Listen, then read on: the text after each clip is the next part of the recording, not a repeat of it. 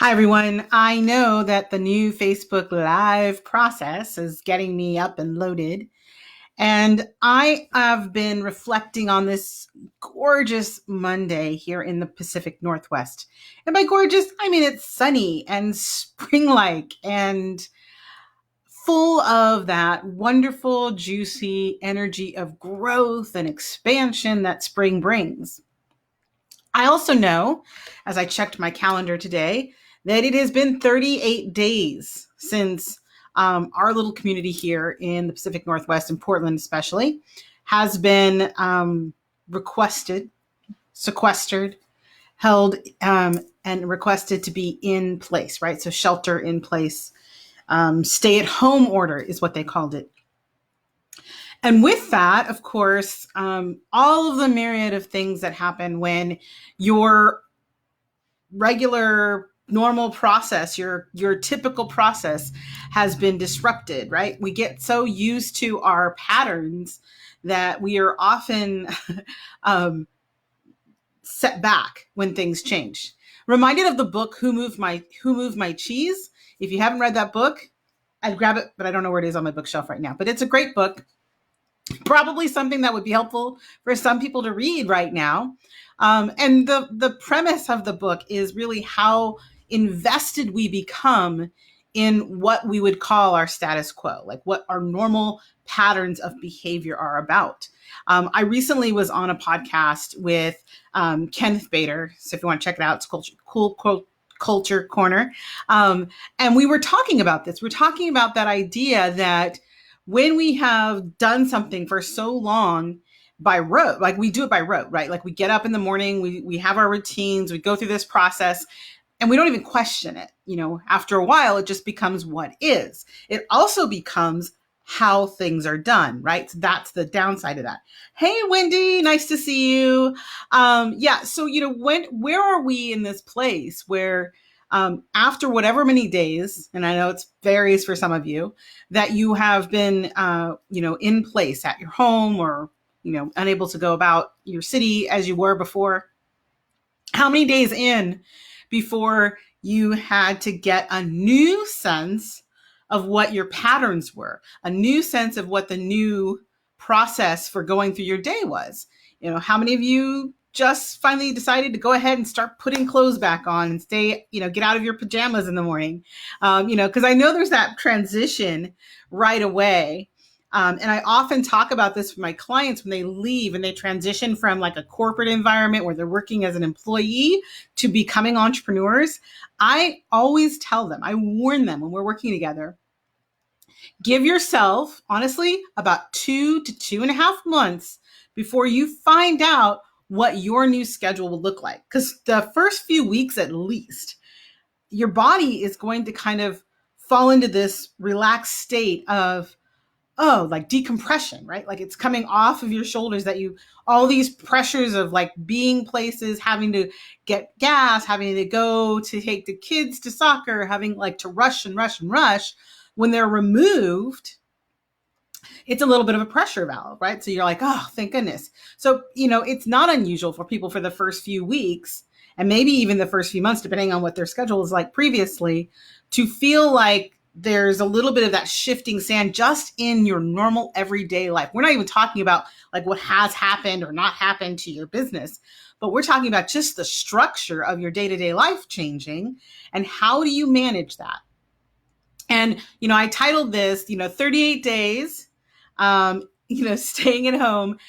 What I've learned about that, how I'm using the 25 years of experience I have with the core beliefs and values that I've based my entire business on, right? So it's like, how do I go back to the basics? What is the core? What are the fundamental things that I teach, that I practice, as purposefully as I can and have over the years, that have helped me in the last 38 days, and even with a bout, if you will, of about 10 days of being even further thrown off my schedule, if you will, when I fell ill with a virus, not the virus, but a virus that left me in bed for over a week.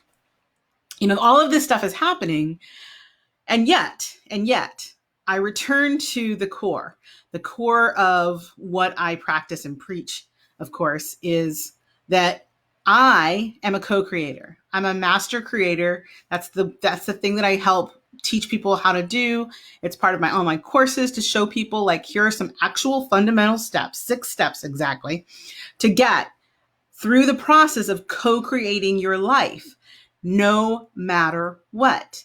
And the reason that that's important is that we can have our life experience be different than the external sources say it should be. What do I mean by that? I mean that as we decide how we're going to show up every day, and whether or not that's, hey, I'm going to get up and get dressed today, I'm going to start my day at, 6 o'clock or 8 o'clock or whatever, and really get my day going rather than kind of rolling into the day before you know it. Maybe, I'll raise my own hand here that, there were times when, looked at my watch or looked at the clock and said, oh my gosh, it's 3 o'clock and I haven't done half of what I expected to do in a normal day, right? So there's that place where we can kind of fall off of our patterns to the point of having no structure. So going back to the core, it's like, what is that core structure about? So to me, it's about having a process. It's about having the time that we need each day to put in our order, if you will, of what we really do want our lives to look like. Now, if you're balking at this right now, just hang out with me for just a minute more and listen. We're talking about how you show up, right? What you're in charge of, which is your own thoughts and your own actions. You're in charge of those every day, no matter what it looks like on the outside. And because that piece of it is yours, it's really interesting to see that can sometimes feel like a guilty thing, right? Like I had a few clients right after this started happening, and different people were getting notices that they had to stay home and things were shutting down and all of that was going on. And I talked to a few clients, and some of them, probably a handful of them really, said something very similar and similar to this, which was, I feel really bad because I think I did this. I think I created this. And I listened to them, and without, any sense of malice, I said, you did. And so did I. And so did we all. I mean, there is some co-creative nature to everything we are seeing around us. We are part of the process. We are not separate from it. So the thing is, there's beauty in that too. There's beauty in that too. And what I like to remind people is we're co-creators, all of us together, right? So it's not just us, but we do have authority over how we show up. We do have authority over what we put our mind to. And so that's the other piece. That's one of those core beliefs for the last 25 years that I've held true. And I go back to that now and say, what do I want it to look like? What do I want it to look like? Right? What do I want this next thing that's unfolding to look like for me? I have no control over what it looks like for you necessarily. But I do have a sense, and I know after all these years, that I can choose that part of this process. The other piece is I can absolutely, and this is something I'm really excited to see a lot of people talking about, and probably a couple of weeks ago, I saw a big hit of it, which is people talking about, like, what are you grateful for right now? So share, Wendy or anybody else who's watching or listening to this, share what's one thing today, like be present. What's one thing today, no matter where you are, no matter what your life looks like today, that you can absolutely be grateful for? Anything at all. Just tap in. What is that one thing?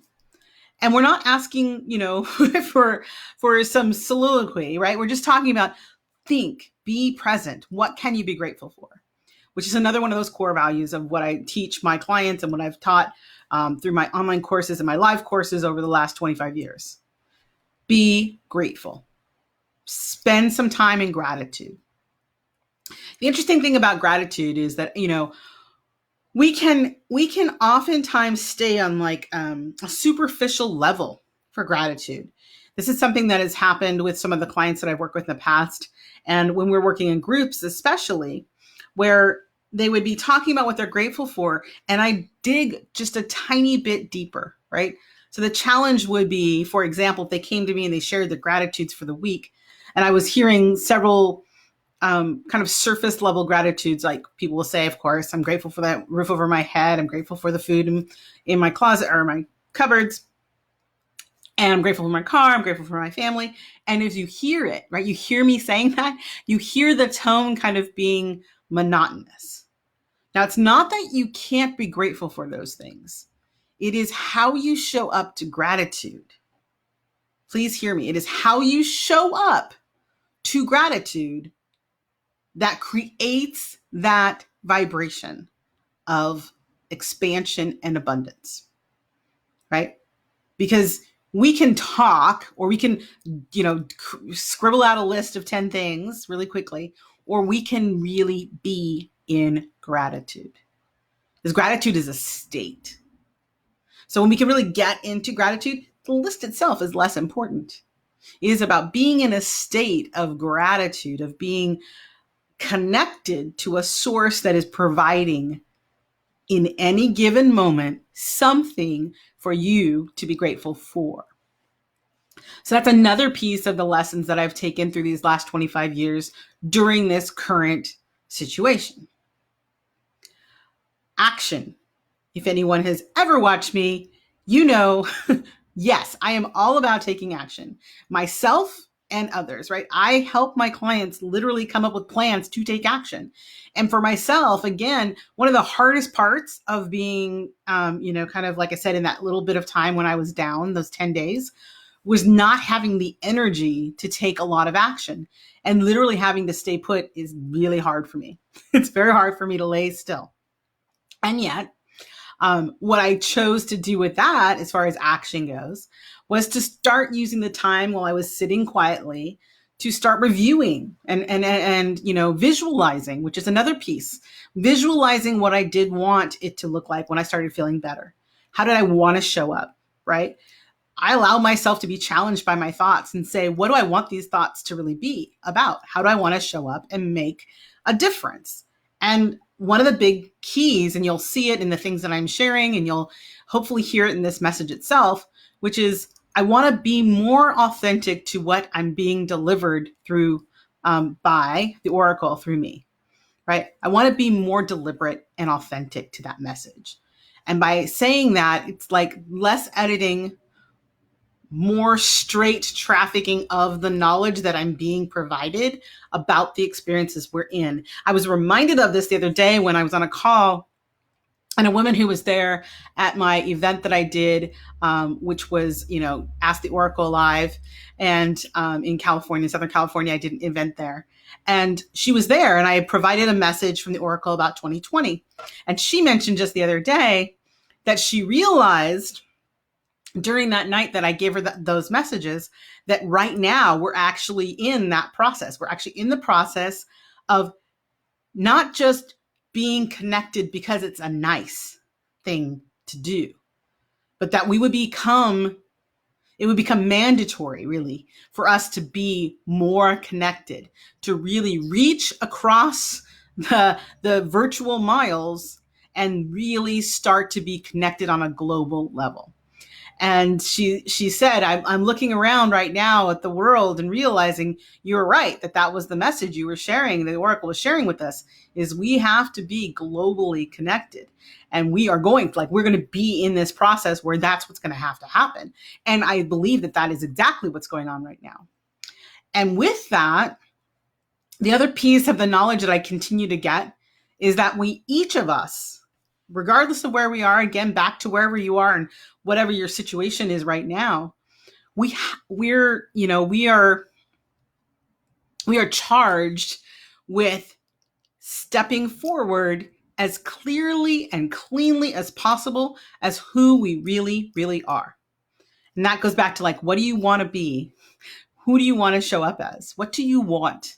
What is calling from inside of you to be delivered?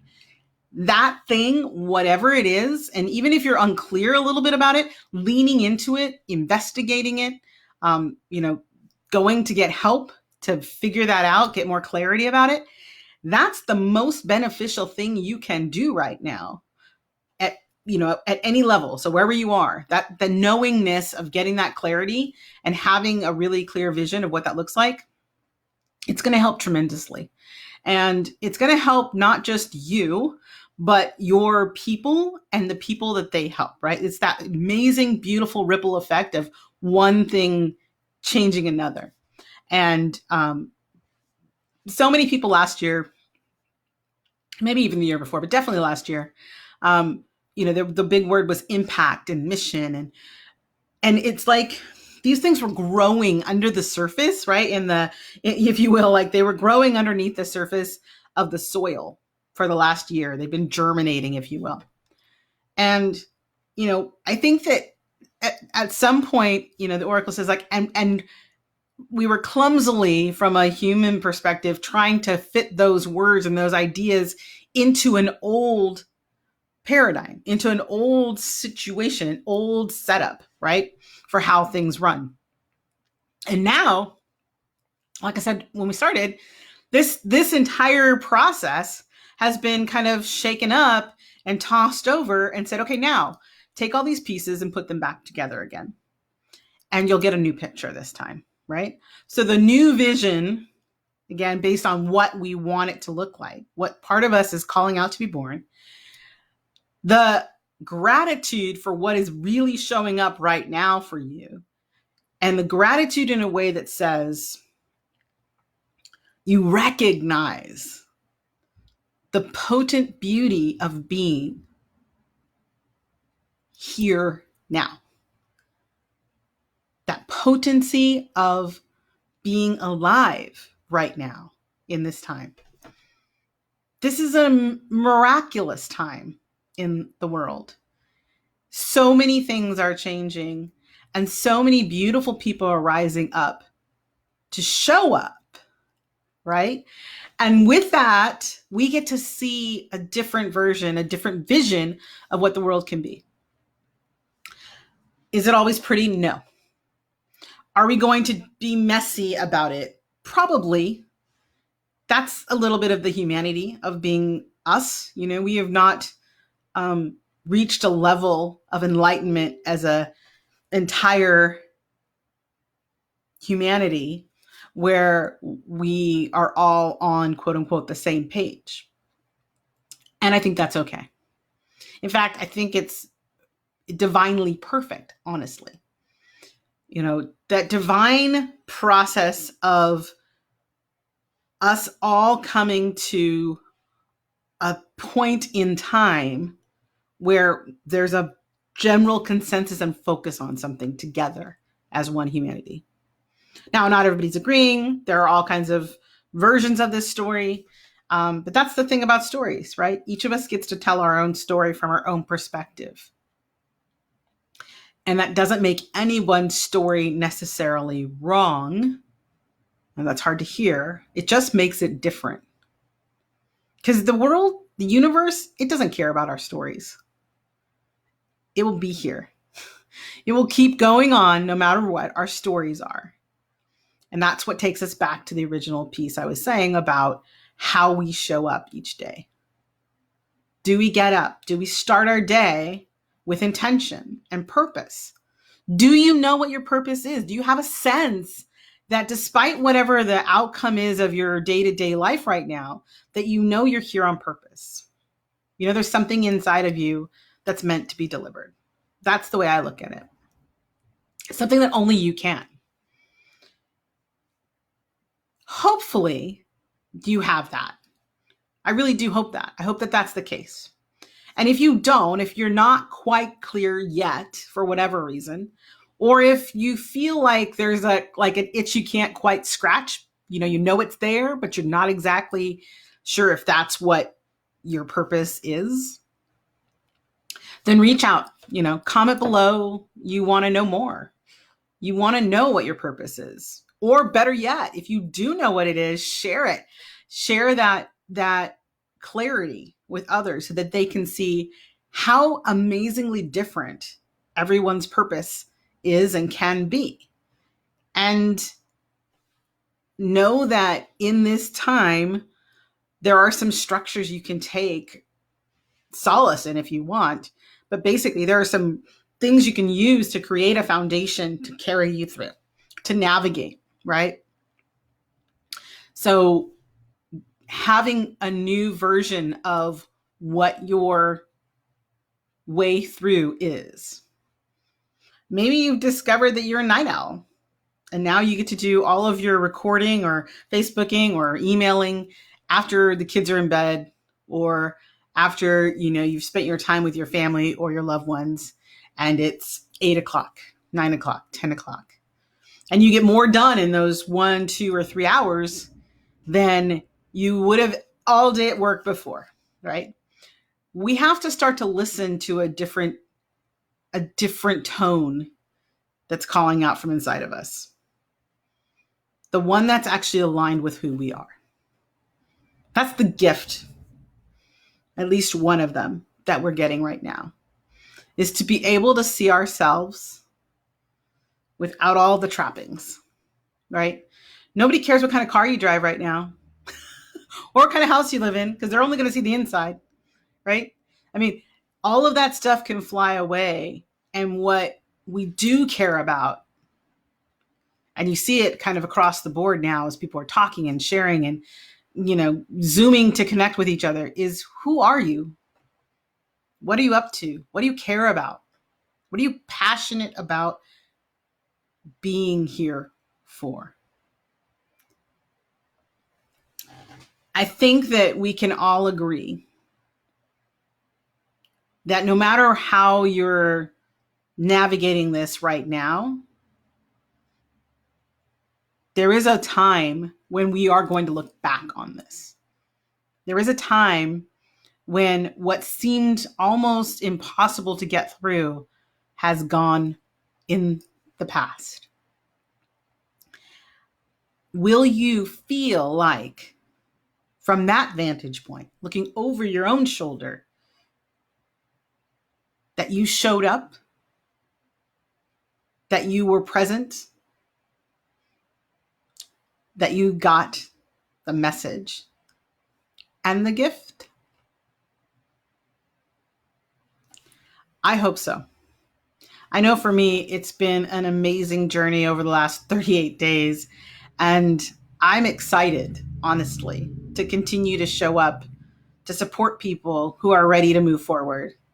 And whether that's, someone out there right now who's thinking, I believe I need to make a change, or someone who feels like change is going to happen to them through the circumstances around them in regards to their work or their partnerships. I've made a special offer right now to all of you on my site to help support each of you who are ready to get support around what those next steps might be and clarity about what your purpose is. And if you're interested, I'm going to put the link in the comments so you can take a look at it. And what my hope is that those people who show up and take advantage of it will be able to move forward the next 90 days in a way that is purposeful and happy, right? Like with a positive outlook and with some tangible results, right? Ultimately moving their marker. So if you're interested, like I said, take a look at the link in the comments. I will be back next week, at least, but probably later this week, again, to talk more about some of these pieces we can use to move forward wherever we are right now, and any of the messages that the Oracle provides so that you guys get that direct message, at least in part this way, through the Facebook Live process. All right. Thanks so much for watching. Thanks for joining me or watching the replay. I'll talk to you next time. I'm Leah Dunlap, Oracle on Purpose, and this was Oracle Live TV.